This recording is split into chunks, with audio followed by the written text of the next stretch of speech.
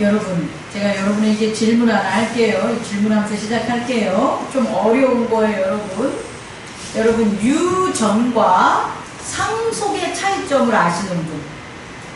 유전과 상속의 차이점. 좀 이렇게 하면 조금 막연하죠? 그럼 조금 쉽게 하면 죄의 유전. 이건 뭘까요? 죄의 유전. 아빠가 죄를 지면 자녀도 죄를 짓는 거예요. 아빠의 DNA 속에 유전이 돼가지고 자녀에게 생물학적으로, 의지적으로 그대로 되는 거예요.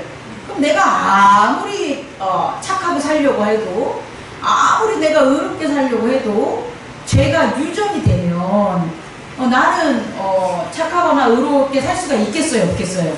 없죠. 그럼 기독교에서 말하는 게 죄의 유전일까요? 여러분 생각에는? 확실하게 아니죠.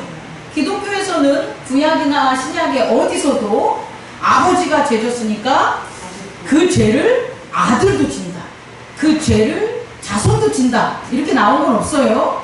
그런데 목사님, 성경을 읽다 보면요, 하나님께서 3대를 갖다가 심판하신다 그런다잖아요. 그 죄 때문에요. 이건 죄의 유전이 아닌가요? 이렇게 얘기를 하잖아요. 그래서 구별된 말이 상속인 거예요. 뭐라고요? 상속. 유전은 생물학적으로 혹은 의지적으로 나의 의지와 관계없이 내게 생겨나는 게 유전이라면, 상속에는 반드시 의지작용이 들어가는 거예요.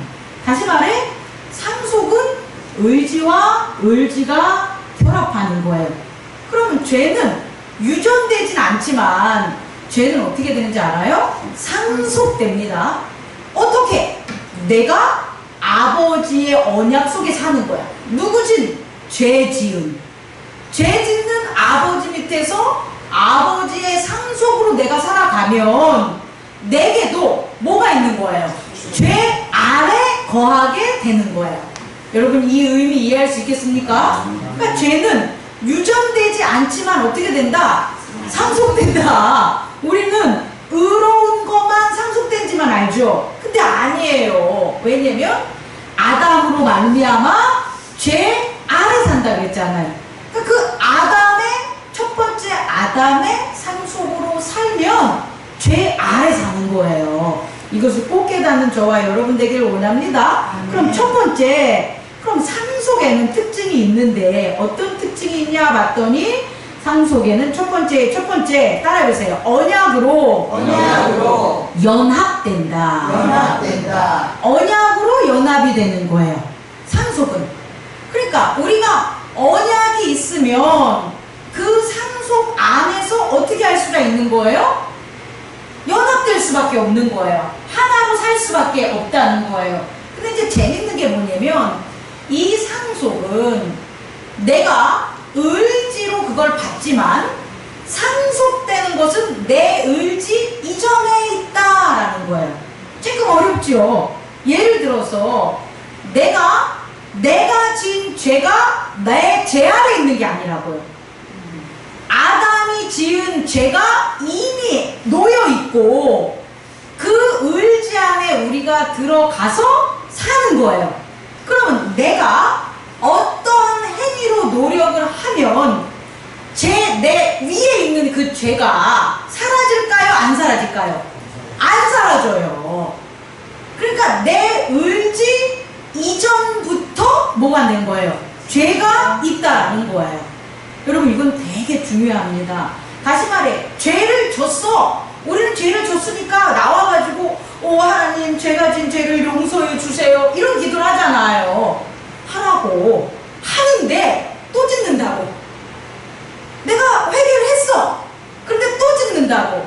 왜 짓냐? 뭐 아래 있기 때문에? 죄 아래 있기 때문에. 죄 아래 있으면 아무리 뭐해도, 회개를 해도, 잘못했다고 해도, 반성을 해도 뭐한다? 죄 아래 있는 거예요. 그래서 예수 그리스도가 이 땅을 버리신 거예요. 이 세상은 심판받는 거예요. 또 이 세상에서 떠나셔서 어디로 가시는 거예요? 하나님 나라로 가는 거예요. 어디 아래 있지 않으려고, 죄 아래 있지 않으려고, 은혜 아래 있으려고 그런 거다라는 걸 꼭 깨닫는 저와 여러분 되기를 원합니다. 다시 말해, 삶 속에는 첫 번째는 언약으로 이루어지는데, 언약은 내 의지 이전에 있기 때문에 내 행위가 그 언약, 죄를 변경시킨다, 못 시킨다, 못 시킨다라는 것을 첫 번째 꼭 깨달아요. 두 번째, 언약은 있잖아요. 언약을 지키면 생성되는 게 있어요. 그게 뭘 것 같아요? 믿음이에요. 여러분 진짜 중요한 거예요. 잘 들어봐요. 믿음이 있어서 언약을 지키는 게 아니에요. 언약이 있기 때문에 믿음이 생기는 거예요. 아멘. 하나님과 우리가 언약을 안 맺으면 아무리 우리가 믿으려고 해도 믿음이 안 생겨요. 생각만 생기는 거예요. 그런데 언약이 딱 있어. 그럼 언약을 체결하고 언약 안에 있으면서 발생하는 게 뭐냐 봤더니 우리 안에 믿음이 있는 거예요. 그래서 믿음이 있어서 언약이 체결되는 게 아니라 언약이 체결되면 믿음이 생겨요. 그럼 반대로 언약을 어기면 믿음이 사라진다는 거예요. 이해하시겠습니까? 그래서요, 그럼 언약을 어기게 하는 게 뭐냐? 그럼 뭐가 돼요? 죄가 되는 거예요. 그래서 믿음이 사라지게 되는 거예요. 믿음이 사라졌다는 죄랑 동일시가 아니라 서로 다른 영역이라는 걸 꼭 깨달는 저와 여러분 되기를 원합니다. 아멘. 다시 말해, 언약으로 뭐가 생긴다? 믿음이 생성된다. 그럼 믿음이 생성되니까 언약 안에 있으면은 믿음이 점점 어떻게 되는 거예요? 성장하는 거예요. 그래서 여러분들이 뭔가를 막 행위로 하는 게 아니라 내가 언약을 지켜! 나 언약을 지키기만 해! 그럼 나의 믿음이 어떻게 되는 거예요? 성장한다는 거예요. 아무리 내가 언약, 믿음을 성장하려고 모든 일을 용을 써도 뭐에 거하지 않으면, 언약 안에 거하지 않으면 믿음은 없어진다. 생겨지지 않고 소멸된다라는 걸 깨닫는 저와 여러분 되기를 원합니다. 두 번째, 그래서 우리는 연합 안에서 뭐 하는 거예요? 아니, 언약 안에서 뭐 하는 거예요? 연합한 거예요. 여러분이 말씀해 보세요. 언약 안에서 연합한다는 걸 다른 말로 하면 믿음으로 연합하게 된 거예요. 오케이? 언약으로 연합된다는 건 뭐라고요? 믿음으로 연합된 거다. 이제 놀라운 거 가르쳐 줄게요. 이 언약이 어떠한 일을 하냐면 언약을 한 그 대상 안으로 들어가게 한다고요. 이해가? 이해 안 갈 텐데. 언약을 했어. 그럼 나는 언약했네. 이게 아니라 언약을 했어. 누구랑? 여호와와 언약을 했어. 그러면 언약을 한 게 그 했다는 것만으로 어떤 힘과 작용이 일어나냐면 여호와 안으로 들어간다고요. 언약을 했어. 그럼 언약 밖에 있는 게 아니라 언약을 함으로 여호와 안으로 어떻게 된다? 들어가게 되는 거예요. 여호와 안으로 속하게 되는 거예요. 그러니까 여호와 안으로 들어가니까 여호와에게 속한 자가 되겠죠. 그죠?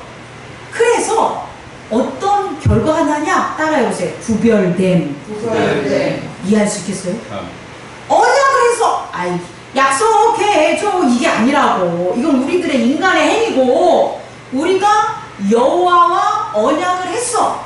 이스라엘인들이 여호와와 언약을 했어. 그럼 어떤 일이 벌어지냐? 여호와 안으로 들어가게 된다고. 여호와 안으로 들어가는 게 연합이라고. 성경에서는요, 원어에서는요, 유니온이라는 그런 단어가 안 써져 있어요. 그것보다 에이스라는 헬라어가 들어가. 이 전치사 에이스는 뭐가 되냐면 안으로 이런 뜻이에요. 그러니까 언약을 하면 연합을 하게 되는데 언약해서 연합했어가 아니라 언약을 했더니 여호와 안으로 들어가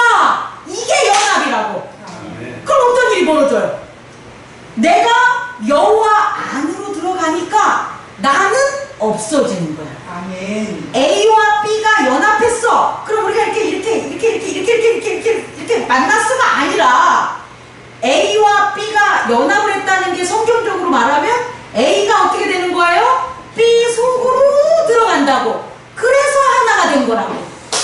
그래서 우리는 세상 사람들이 봤을 때 구별된 거예요. 뭐가 안 나타나니까? A라는 나의 행위가 안 나타나니까. 대신 나를 통해서 뭐가 나타나나 봤더니 여호와라는 B라는 역사가 일어나니까 그러니까 구별된 거지. 신약으로 넘어오면 어떻게 됐냐? 여호와 안으로가 아니라 예수 그리스도 안으로. 언약으로 연합이 됐다는 것은 예수님과 내가 약속해서 체결했다가 아니라 내가 사라지고 내가 어떻게 된다는 거예요? 예수님, 예수 그리스도 안으로 들어갔어. 그래서 예수 그리스도 안에서 어떻게 됐다는 거예요? 하나가 됐다. 좀 더 쉽게 얘기할게요. 구약의 이스라엘인들이 뭐를 하나님과 모세가 뭐를 했기 때문에 언약을 했기 때문에 아브라함이 뭐 했기 때문에 언약했기 때문에 야곱이 뭐 했기 때문에 언약했기 때문에 여호와 안으로 들어갔단 말이에요. 그래서 그들이 어떻게 된 거예요? 구별됐어. 그래서 구별된 것 뿐인데 그들이 가는 곳 장소, 그 장소에 누가 계셔요? 하나님 여호와의 성소가 계신 거예요. 그래서 원래는 사막이었어. 그런데 그게 사막이 아니라 뭐가 되는 거예요? 여호와 하나님의 성소. 그래서 그 안에서 사는 거야. 너무나 특별한 거잖아요, 여러분. 세상에는 다 사막이고 다 비가 와. 다 불덩어리가 떨어져. 다 태워버려. 다 죄를 짓고 다 타락했어. 그런데 어느 부분만 여호와 하나님의 성소가 있는 그 장소만 구별된 장소가 된 거라고요. 아멘. 그래서 그 속에서 여호와 속에서 이스라엘인들이 언약 안에서 연합해서 살았다고요. 이걸 꼭 깨닫는 저와 여러분 되기를 원합니다. 그럼 예수 그리스도의 언약은 뭐냐? 다 죽어. 세상 사람들은 다 죽어. 다 절망해. 다 낭망해. 다 싸움질해. 다 희망이 없고 소망이 없어. 그런데 그리스도 안으로 들어간 자들은 그리스도 안에서 세상에 있지만 사망을 이겨, 권세를 이겨, 마귀 사탄을 물리쳐. 아멘. 이게 가요? 아멘. 그게 예수 그리스도 안으로 들어온 연합이라는 걸 깨닫는 저와 여러분 되기를 원합니다. 아멘. 그럼 두 번째, 언약으로의 연합의 두 번째는 그럼 방법이 있겠네요? 어떤 방법일까요? 오늘 그 답을 찾아봅시다. 어떤 방법일까요? 우리는 성경을 통해서 많이 접했어요. 어떻게 우리는 이렇게 구별되고 성별된 그와 같은 연합, 예수 그리스도 안으로 혹은 그 여호와 안으로 들어왔냐 봤더니 한번 따라해볼까요? 마시아흐. 따라해보세요. 마시아흐. 히브리어입니다. 마시아흐, 마샤흐 이렇게 해도 돼. 마샤흐 뭐랑 또 비슷하지 않아? 메시아. 영어로 하면 메시아. 마시아흐 줄여서 이건 동사. 마시아흐는 명사요. 마샤흐 동사. 그러면 이게 메시아인 거예요. 그럼 메시아가 무슨 뜻이야? 그런 것 같지? 히브리어에서의 마시아흐, 메시아는 따라해보세요. 기름 부은 자. 기름 부은 자. 기름 부은 자. 그러니까 마샤는 기름 붓다라는 뜻인 거예요. 방법, 여호와와 연합하는 언약의 방법은 기름 부음이었다고. 그래서 구약에 있어서 다들 뭐 부은 거예요? 기름 부었어. 기름을 그 머리 위에 하고 이 몸에 바르는 그 행위는 그냥 머리에다 기름 부었다라는 그 뜻이 아니라 여호와의 기름 부음은 여호와 안으로 뭐한다? 들어간다. 성별된다. 연합된다. 언약이 이루어졌다. 아멘. 이걸 꼭 깨닫는 저와 여러분 되기를 원해요. 아멘. 그럼 헬라어는? 헬라어에서 기름 부음은 뭐예요? 크리스토퍼. 그러니까 그리스도가 되는 거예요. 그럼 그리스도나 메시아를 우리는 구원자라고 하는데 언어적인 뜻으로 하면 뭐다? 기름 부은 거다. 헬라어의 기름 부음이 크리스토퍼. 부으라는 거예요. 그럼 우리는 신약에 와서는 어떻게 기름 부었냐는 거예요. 기름을 부었어요? 아니죠. 물로 세례를 줬죠. 또 하나는 성령으로 세례를 줬죠. 그럼 물로 성령으로 세례를 줬다는 것은 씻김의 의미로 우린 받아들이는데 어원적인 의미로 하면 기름 부은 거라고. 물로 우리가 기름 부어져서 그 기름 부음이 씻기는 거예요. 죄에 대해서는. 그러나 죄에서 씻겨주는 거에서 머무는 게 아니라 예수 그리스도 안으로 연합된다. 성령의 기름 부음이라는 것은 성령의 기름 부음으로 씻겨서 딱 존재만 있는 게 아니라 그것이 변형 어떻게 된다? 예수 그리스도 안으로 들어간다. 그게 바로 세례. 근데 이 세례는 어떠냐? 세례의 뜻을 우리가 살펴보면 세례는 완전히 잠긴 것. 완전히 잠겨가지고 우리가 물에 완전히 잠겨. 그러면 씻는다는 의미 말고 또 하나의 의미는 뭐예요? 죽는다는 의미도 말고 물에 잠겼어. 그럼 그 물 속에서 어떻게 되는 거예요? 흘러간다고.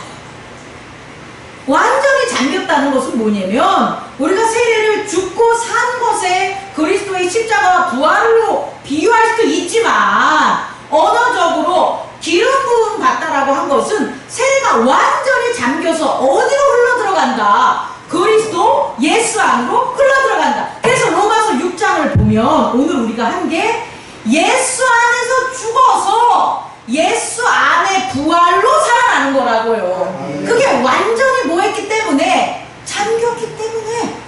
이것을 꼭 깨닫는 저와 여러분 되기를 원합니다. 이해할 수 있겠죠?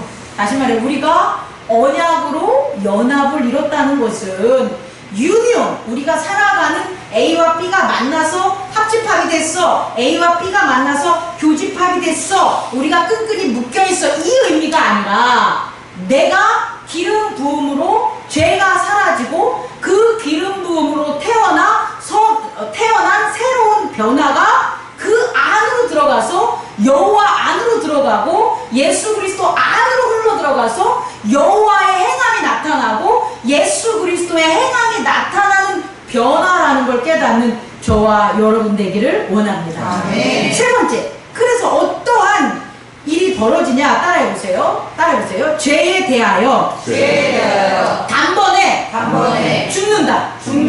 의에 대하여 영원히 산다. 이 방법밖에 없다니까. 죄에 대해서 단번에 죽어. 여기서 이렇게 서 있는데, 우리가 여기서 서 있는데 어떻게 단번에 죽어? 여기서 계속 서 있으면 또 어떻게 돼요? 베개에 메모리폼 알죠? 메모리폼으로 비계가 돼 있거나 또 뭐로 돼 있어요, 그거? 우레탄 폼으로 이제 돼 있잖아요. 제가 조금 비유상에도 들어야 돼요. 아니, 이 고양이 털이 이불에는 이렇게 묻어 있어요. 그래서 테이프로 뜨면은 이불은 다 떼어져. 그런데 메모리폼 그 비계에 이렇게 하면 고양이 털이 안 묻는 거야. 그래요. 근데 내가 안 묻는지만 알았어. 근데 그 메모리폼 비계를 빠야 되잖아요. 그래서 그걸 이렇게 뺐어. 그랬더니 털이 따라해봐. 송송송 박혀있어. 그럼 또 하나씩 다 떼어야 돼. 존재. 우리가 여기 이렇게 머물잖아요. 흘러 들어가지 않고. 그러면 여기에 죄가 머문다고. 하나 뺐어? 또 들어와. 또 뺐어? 또 들어와. 여기에 머물면 그래. 하지만 여호와 안으로 들어가. 그럼 죄가 없어. 뭐다? 이해하죠? 그러니까 변화된 거라고. 이걸 꼭 깨달아야 돼요. 우리는 죄를 내가 한 행위로만 하면 그 자리에서만 서 있는 건데 언약의 연합으로 죄에 대한 사함을 하면 우리는 죄의 세계에서 떠나는 거예요.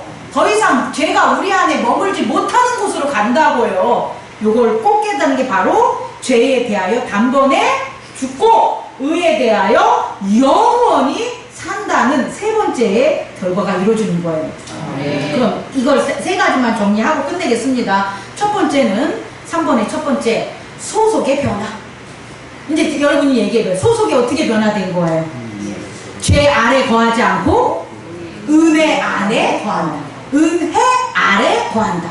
은혜는 지난주에 제가 설교했듯이 단순히 나 은혜 받았어, 일 해결됐어가 아니라 하나님의 영광을 본다. 하나님의 영광을 본다는 것은 여기 사는 게 아니라 하나님의 영광 안으로 들어가는 거다. 다시 말해 소속의 변화. 이해할 수 있겠죠? 은혜 아래 사는 소속의 변화가 저와 여러분들에게 있는 거예요. 언약의 은하들어. 두 번째, 또 어떤 일이 벌어져요? 따라해보세요. 관점의 변화. 관점의 변화. 자, 이건 되게 중요해요. 죄를 짓지 않는다가 아니야. 따라해보세요. 죄를 짓지 않는다가 아니라 죄를 이긴다. 죄를 거절한다.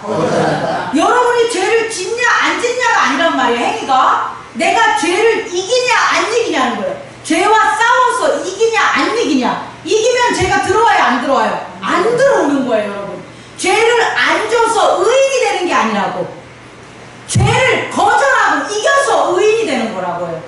예수 그리스도 안으로 들어가면 죄를 이길 수가 있는 거예요. 거절할 수 있는 거예요. 그래서 우리는 의인이라는 칭함을 받을 수 있는 거예요. 세 번째, 어떤 일이 벌어지냐. 따라해보세요. 몸의 사용의 변화. 로마서 6장에서도 얘기했듯이 몸이 어떻게 하는 거예요? 죄의 도구로 사용되는 게 아니라는 거. 다시 말해, 죄 아래 거함으로 죄의 도구로 우리 몸을 사는 게 아니라 우리는 은혜 아래 머금으로 우리의 몸이 하나님의 의의 도구가 된다고. 하나님이 사용하시는 의의 도구로 우리의 몸이 사용되는 것을 믿는 저와 여러분 되기를 원합니다. 그것이 연합이라고요. 말씀 마치겠습니다. 거룩하신 하나님 아버지,